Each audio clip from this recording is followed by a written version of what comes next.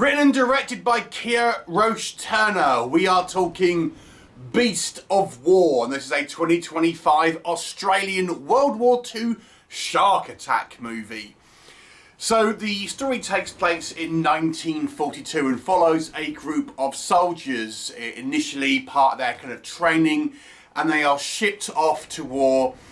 And on this kind of warship, on the way to their destination, they are attacked by Japanese warplanes, and the ship is sunk, and a group of survivors, around 7 or so, managed to kind of cobble together a kind of raft made out of debris and a couple of supplies, and basically kind of like now shipwrecked on this open ocean, just on this kind of piece of debris.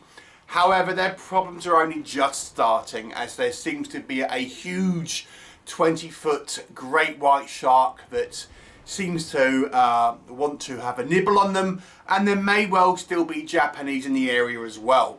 What will happen? You'll have to watch the movie and find out. So, let's talk about it. So, I've seen in many kind of shark movie reviews, there's only kind of so many different storylines you can possibly have for a shark attack movie. At least this one has a different sort of setting, it being kind of a World War II setting. Of course, you famously had the USS Indianapolis, I think it was, obviously mentioned in the Jaws movie. That was a kind of famous shark attack real event that happened during World War II.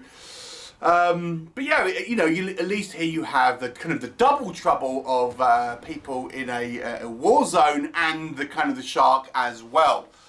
So let's discuss what works in this movie's favour.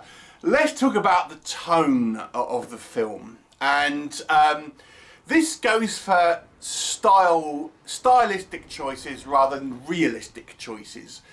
So please bear that in mind. So it's a choice that was made, and we'll kind of come on to it in both positive and negative. But on the positive, this movie looks very eerie. Our group of survivors are, you know, they're on this kind of bit of debris, which is probably about 60 foot, and they're stuck out in the middle of ocean, with kind of bodies all around them, bits of debris, and this kind of thick fog, this sea fog. And this shark has got this kind of like siren stuck in its fin. So when it's kind of moving around, this kind of siren is sort of droning.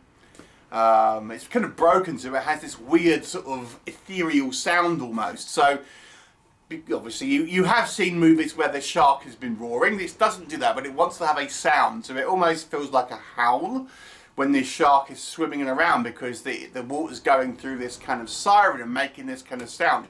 But it gives it this really eerie feel and really leans into a kind of a horror aesthetic. You add to that this kind of like this thick fog, which is kind of surrounding our group of protagonists.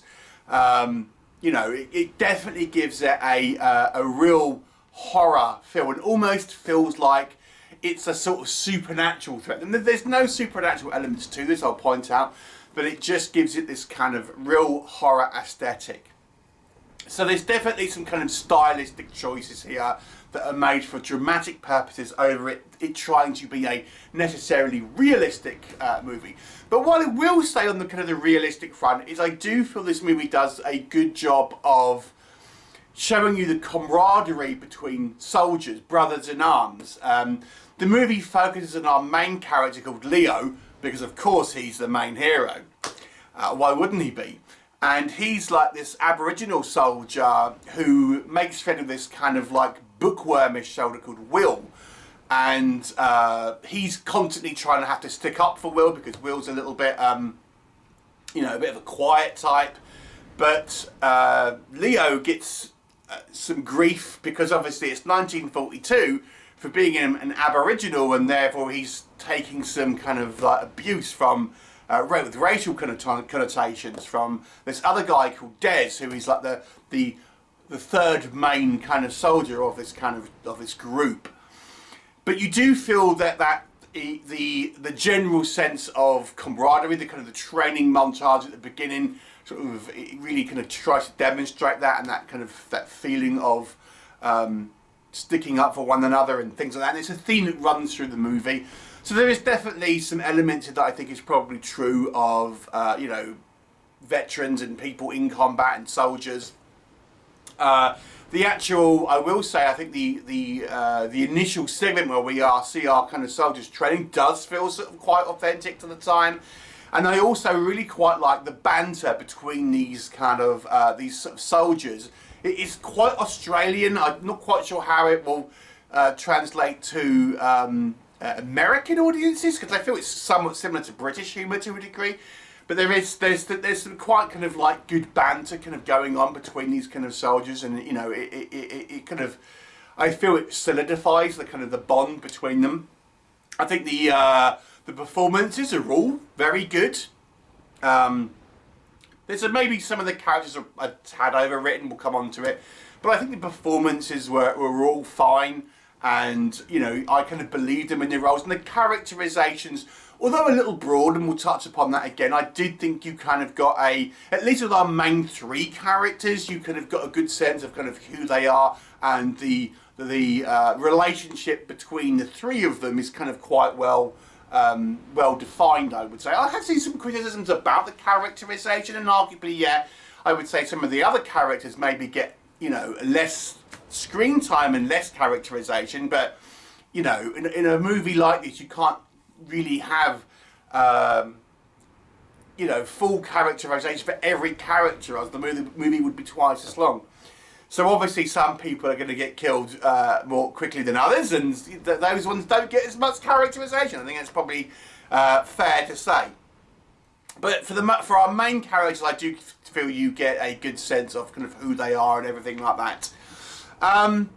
The shark. Let's talk about the shark. Now, one of the big things about this movie was it didn't want to have CGI sharks. So the shark effects are achieved practically. So, you know, they are. It does come with a caveat, however. We're going to come on to the negatives, but you know, it's quite an impressive looking creature. Arguably, you could say that, again, we're talking about stylism rather than realism here. The shark is maybe look a little bit more demonic, so to speak, than a real shark, perhaps. Not overly so, but it certainly looks a little bit more, you know, nightmare fuel than maybe a real kind of great white would actually look, and things like this. So again, there's a stylistic choice here. It's meant to be a kind of a demon from the deep, not literally, but kind of that's how it's kind of portrayed. It does look very ferocious though. And obviously, because this is practically realised, it's interacting very much with the kind of the actors, you know, that are doing this. So those interactions where it is kind of like breaching and kind of attacking people, you know, the actors are able to interact with a practical kind of thing on set.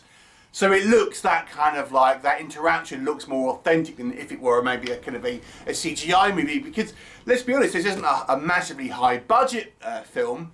And I think you know, this is one area for the most part you can appreciate the kind of this practical effect, and the way this shark is filmed. I have some issues with it. We'll come on to it, but again, it's filmed in a way that to make it almost seem like it's kind of like it is supernatural.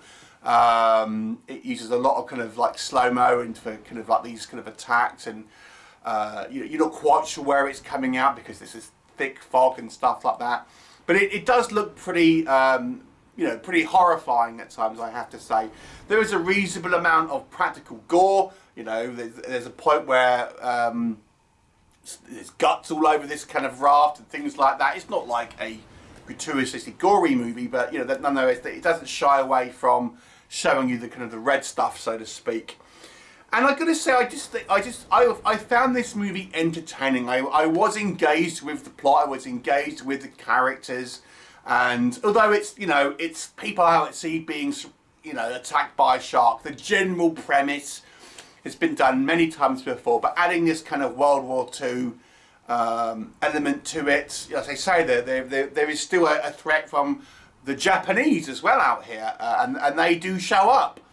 So you know, it has that extra element to it as well. Okay, it's not a completely original movie by any means, but there's enough there, I think, to kind of keep you entertained. What doesn't work? So let's talk about that stylistic choice again. So I will say the decision here to have this practical shark is for the most part a welcome one. However, the shark seems like mega slow because it is this thing being pushed through actual water, and it never really feels like it's coming at this raft with any velocity. It kind of more just kind of creeps up.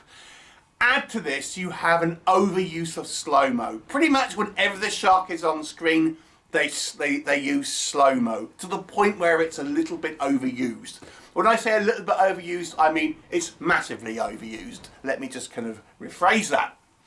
Yeah, so it's noticeable in the overuse of kind of slow-mo, and then you have this shark, you know, leisurely kind of swimming up to this kind of raft and things like that. Again, these are probably down to budget restraints, to be honest with you, and the decision to have this kind of practical effect rather than CGI, I think this is a knock-on effect of it. And again, you could say this kind of stylistic choice might kind of irk people if they want a more of a realistic, depiction here, but it is what it is. The only other thing I would say in regards to that is the sea seems like way too still. We're meant to believe they're out in the open ocean, yet for the most part it looks like it's just dead still water. You know, it doesn't really feel like they're on the ocean. There's very little in regards to kind of like movement on the actual kind of water itself, and it looks like they're just in like a water tank, which is probably what they are in. Outside of the open ocean, there's just not enough kind of like waves and current and things like that. And they make a point of saying there's no wind. I get it, but you would at least see some kind of like movement on the kind of the water and things like this. So you know, it is what it is on the gas there. So the characterization, there's a character called Des who is like the bully, and you know, I understand, you know, he at the time in the 1940s he has this racist attitude to our main character of Leo, but there's times here where he deliberately goes out of his way to be like not help people. There's a scene at the beginning where a soldier, Will, is in trouble and he just chooses not to help him for no real reason, and it's like, okay, well, this guy's setting up to be kind of like our human antagonist, so to speak, but why do that in at the beginning of the movie? And I get he's selfish and he's racist, but he deliberately doesn't help someone when it would cost him nothing, you know, to help this particular soldier. That to me, it was a little bit broad at times, I have to say, the kind of the characterization. Again, so the movie is basically just people out at sea being, you know, attacked by a shark. It has been done. It has the veneer of this World War II aesthetic, but I will defend that by saying, I mean, if you're going to watch a shark movie, there's got to be something like that. You know, I do see a lot of criticisms about shark films, about how they're all the same, but you know, there's only so many ways you can really tell a story like that. So I understand that criticism that people have. There's loads of shark films; they all seem quite similar. But realistically, if you're going to make a shark film, it's going to be something like this, isn't it? I mean, you have that World War II aesthetic ultimately to kind of give it a little bit of a fresh coat of paint. But you know, it is what it is. So it's kind of obvious who the red shirts are. You know, people don't get as much lines, or you don't even know their names. They're clearly going to be the red shirts. Overall, though, I would say the positives outweigh the negatives. It's a stylistic kind of style of movie. I kind of quite liked what it was trying to do. I don't necessarily think it's trying to be a particularly realistic film in any way. I like the camaraderie between our characters. I kind of quite enjoyed the horror aesthetic. I quite enjoyed the look of the shark, even though it's arguably not particularly true to life. But it was a fun movie overall. I'm going to give it a 7 out of 10. I kind of quite like this one. You know, I didn't feel the need to check my phone or anything like that, so it's always a bonus. And generally speaking, I liked it more than I didn't. So a 7 out of 10 for me. What were your thoughts? Leave me a comment and I'll look forward to seeing you next time.